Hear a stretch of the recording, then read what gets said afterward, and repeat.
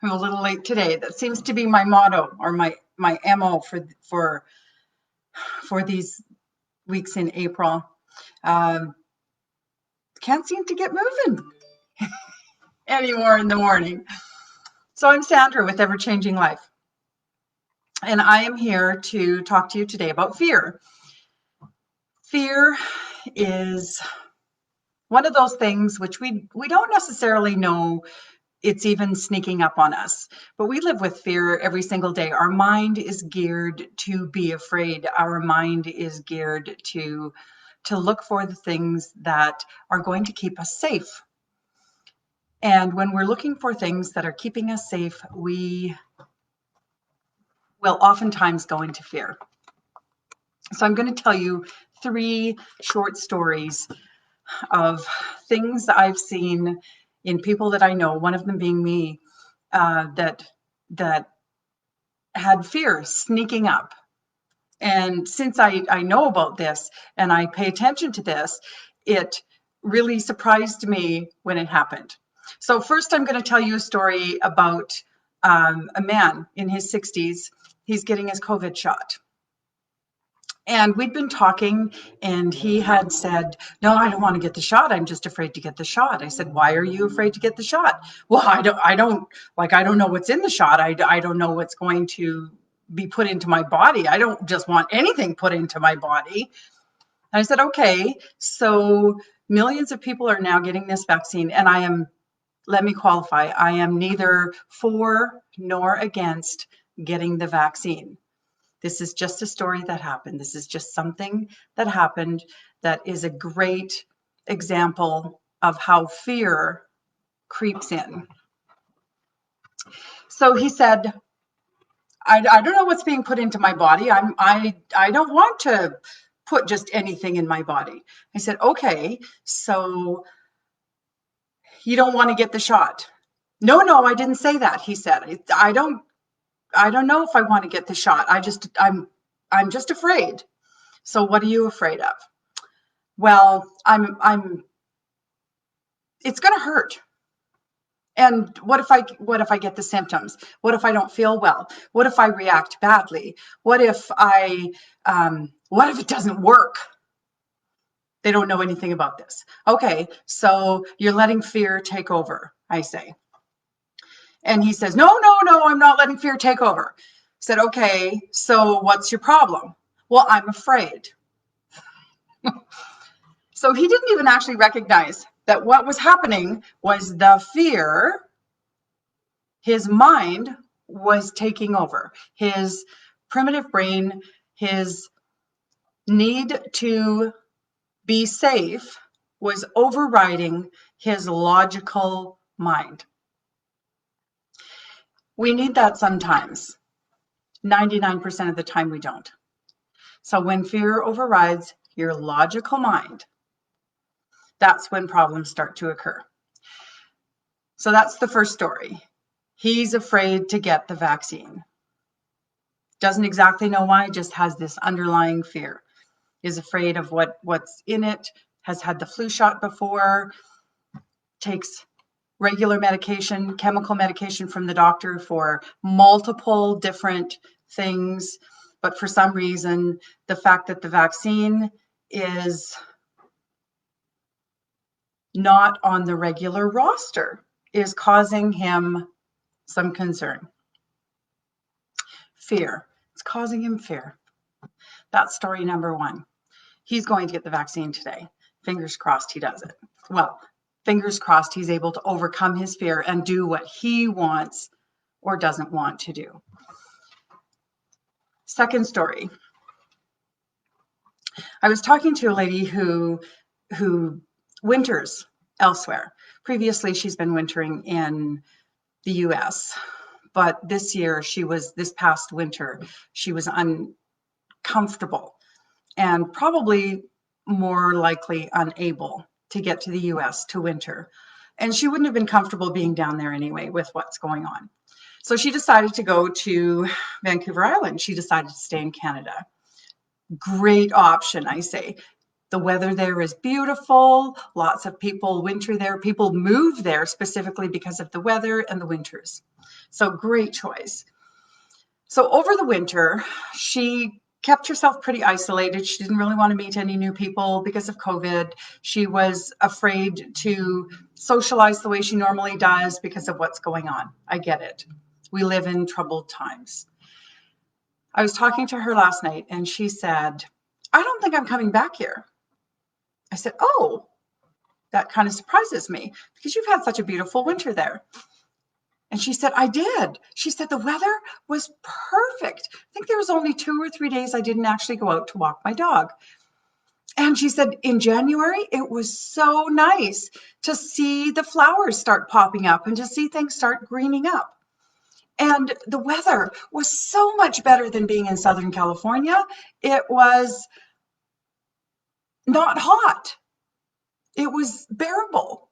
I didn't have to go out and walk the dog at 5 o'clock in the morning to beat the heat.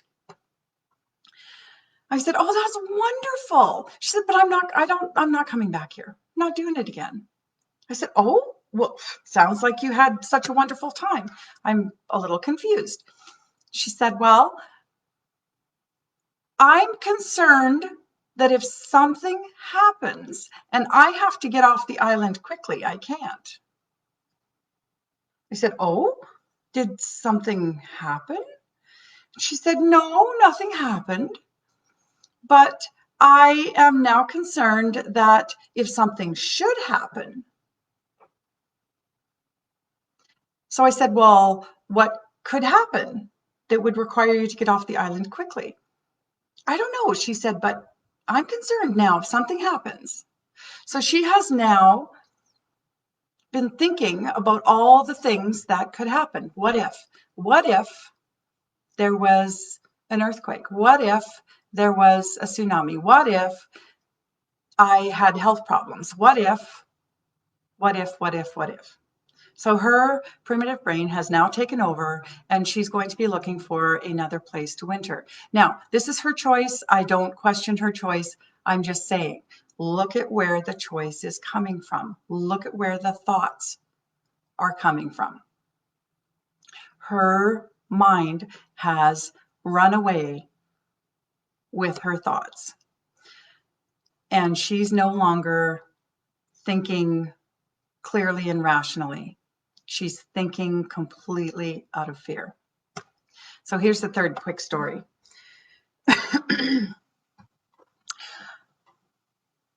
I wasn't too sure if I was going to get the COVID shot. And it's not because I think there's something nefarious in the shot. I don't think they're trying to kill us or control us. I think vaccines have saved millions of lives. Since I was last vaccinated, I have been cautious about taking any chemical drugs. I am aware of the stuff I put into my body, and I don't put in chemical drugs consistently.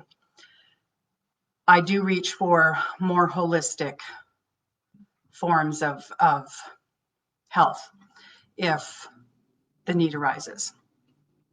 So that was my concern about taking the vaccine.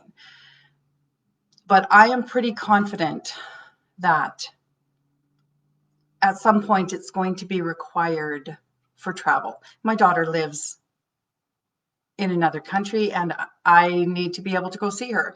I'm not willing to forego whatever I want to do to not take the vaccine. So my daughter gave me a little push on the weekend and said, so I've been waiting my turn. And my daughter gave me a little push on the weekend and said, get it done, Mom. Get it done, because we might be able to see each other in August and we'd feel better if you had it. You'd feel better if you had it. Travel would be easier if you had it. You would be less concerned if you had it. It's a health thing. So I said, okay, I'll try to get my vaccine. As luck would have it, and I'm so grateful that this happened. As luck would have it, I was able to get my vaccine the same day I called. Does not happen very often. I have no idea. All the stars aligned. Someone must have canceled for the afternoon, and I just happened to call the second that appointment became available. That's not the normal experience. And I was so very, very surprised and so very, very grateful, because if I had been given an appointment 3 weeks from now, I may have backed out, because I would have convinced myself that I didn't need it. I didn't want it. It's not my turn. It's not my whatever. I would have let fear run amok. So there's the 3 stories. Fear can stop you from doing what you want to do, and it sneaks up. So you need to pay attention to what it is you're actually thinking and why you're thinking it. It's not just the thought that matters. It's why you're thinking it. Where did that thought come from? So on that note, I'm going to leave you today with death is a great loss. No doubt about it. But a greater loss is when life dies inside you while you're still alive.